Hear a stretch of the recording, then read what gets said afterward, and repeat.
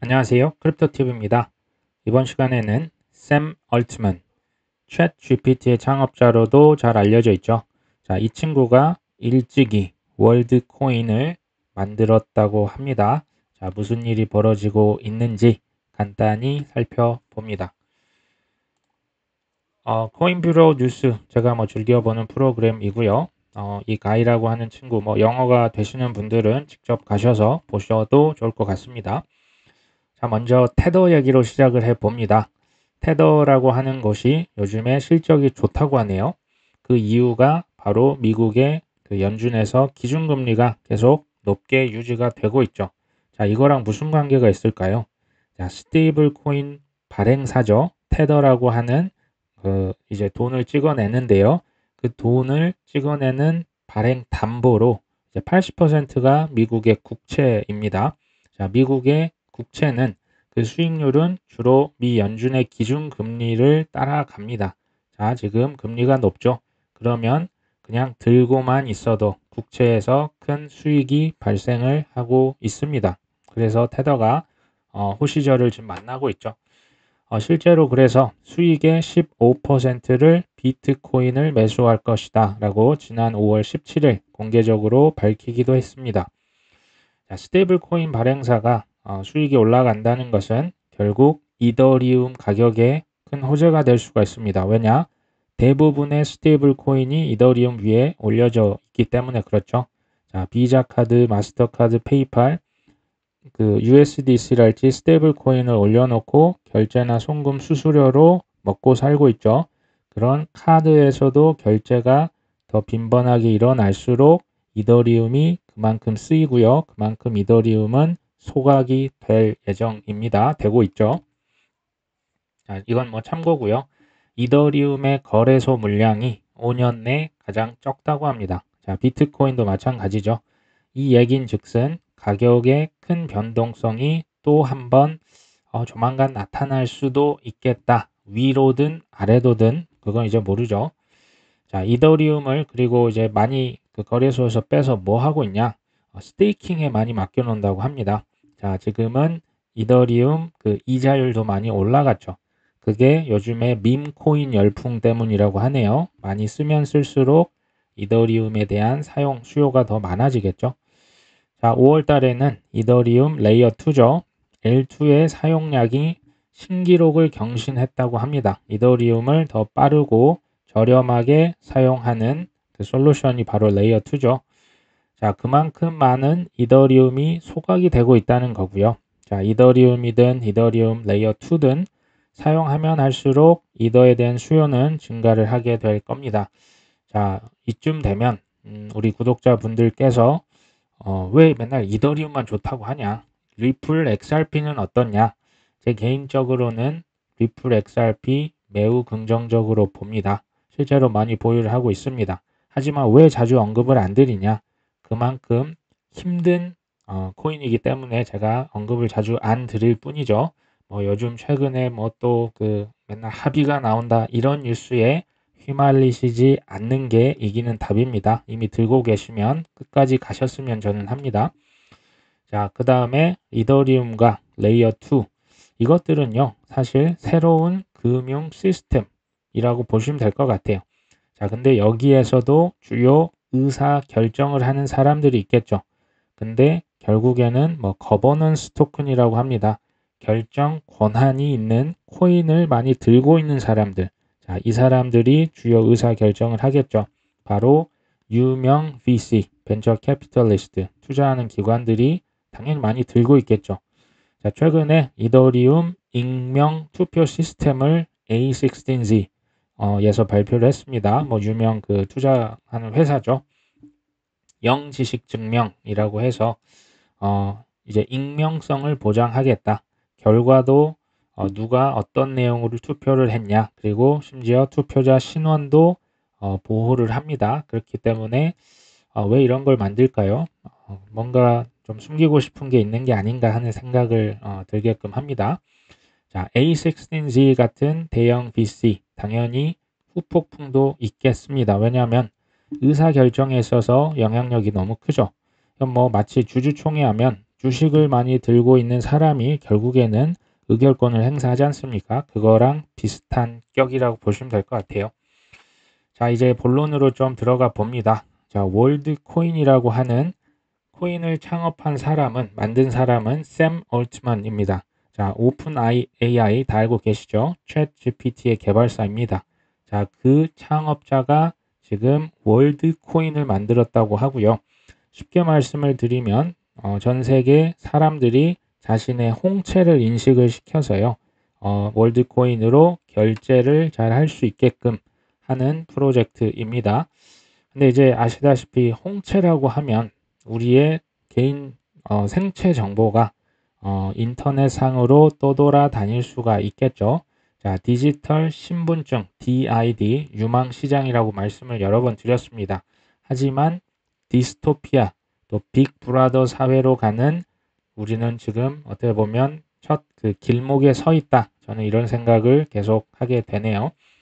자, 월드코인 이게 이제 문제점이 뭐가 있냐 봤더니 가난한 사람들도 이 월드코인을 사용을 하려면 그 지금 앞에 그 사진에 보이시는 그 공과 같은 동그란 것을 쳐다보고 있으면 그게 우리의 홍채 정보를 인식한다고 합니다. 근데 지금 어떤 일이 벌어지냐? 아시아에 좀 돈이 많으신 부자들이 가난한 사람들의 홍채 정보를 개당 $20 주고 사고 있다고 하네요. 자, 왜 이렇게 정보를 사냐? 여러 가지 사실 뭐 부정 행위가 있겠죠. 의사 결정권을 살 수가 있고요. 이걸로 투표권도 획득을 할 수가 있겠습니다. 이걸 경제적으로 또 잘못 사용을 할 수가 있겠죠. 물론 월드코인의 회사에서는 그런 것은 우리랑 관계가 없다라고 선을 그었지만 실제 벌어졌던 일이라고 하네요.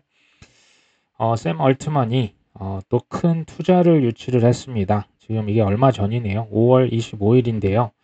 이 하락장에 지금 A16Z 아까 말씀드렸던 그런 유명 투자자들로부터 이 월드코인이 무려 1,500억 원을 투자를 추가로 유치를 했습니다. 자, VC들이 이렇게 좌지우지할 수 있는 월드코인 탈중앙화 신분증 프로젝트 이거 맞습니까? 다행인 거는 아직은 사용자가 200만 명밖에 없다고 하는데요. 글쎄요, 이게 오래전부터 준비됐다는 느낌을 저는 계속 받습니다. 샘 얼트먼이 이런 얘기를 공개적으로 했습니다. 인공지능으로 엄청난 수익이 창출이 되고 있죠. 그리고 앞으로 엄청나게 더 될 겁니다. 거기서 발생하는 수익으로 전 세계의 국민들에게 모두 기본소득제를 실시합시다 라고 얘기를 했다고 합니다. 자, 주류 언론사 중에 하나죠. 코인데스크는 이 발언을 두고 지성의 쇠퇴다라고 표현을 했다고 하는데요.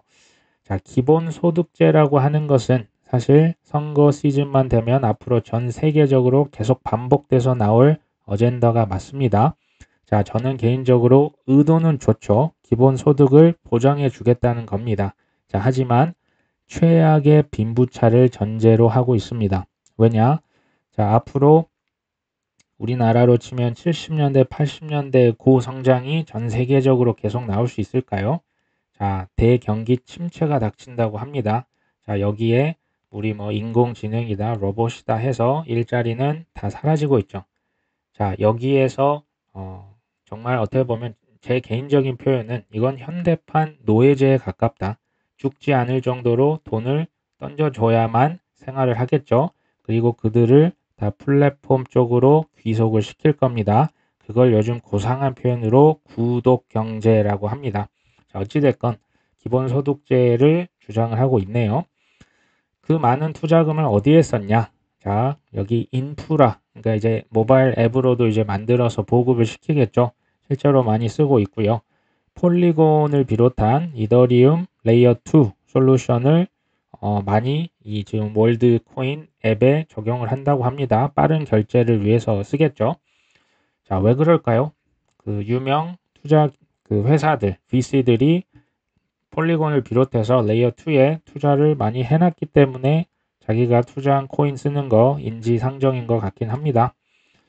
이건 뭐 참고로 해주시면 될 것 같고요. 세계 정부와 UN에서 DID 프로젝트를 25년까지 론칭을 시킨다고 합니다. 자, 디지털 세상이 점점 다가오고 있죠. AI라고 하는 게 혁신적인 부분도 있지만 또 딥페이크라고 하는 그 부정적인 또 측면도 당연히 있겠죠. 자, 우리의 신분증, 또 가짜 뉴스, 또 부정선거, 가짜이지만 진짜보다 더 진짜처럼 만들 수가 있다고 합니다. 우리의 목소리까지도 따라 할 수가 있겠죠. 자, 이런 문제들, 또 내년에 미국 대선까지 있습니다. 어떻게 누가 해결해야 할까요? 가장 먼저 나선 그 국가는 바로 유럽입니다. 가장 먼저 나서서 디지털 서비스 액트, 이건 법안입니다. 올해 8월 25일부터 시행을 하고요. 쉽게 말씀을 드리면 까다롭게 언론이건 그 콘텐츠를 검열하고 규제하겠다라고 하는 겁니다.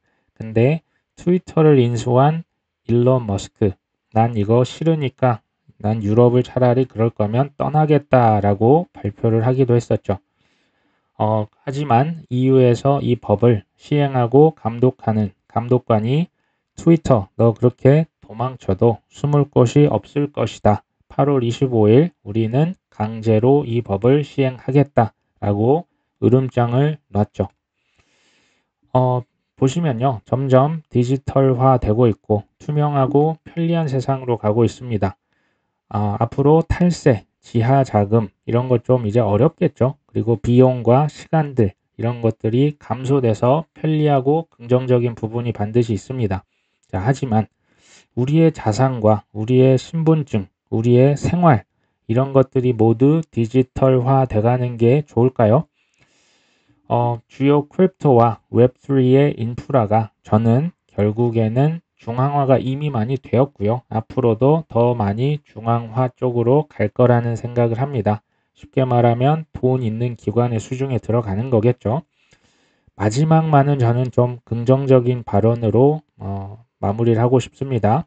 자, 우리나라 역시도 2025년 드디어 이제 코인 세금을 내는 날이 오겠죠. 자, 세금은 내겠지만 제가 생각할 수 있는 우리 생의 마지막 큰 수익률은 주식이다, 부동산이 아니고요. 저는 크립토, 코인에서 올 수 있다고 생각을 합니다. 마지막 남은 기회를 잘 잡기 위해서 오늘도 조금 더 공부를 해보는 시간 가져보는 게 어떨까요? 자, 오늘 여기까지 합니다. 끝까지 시청해 주셔서 감사합니다.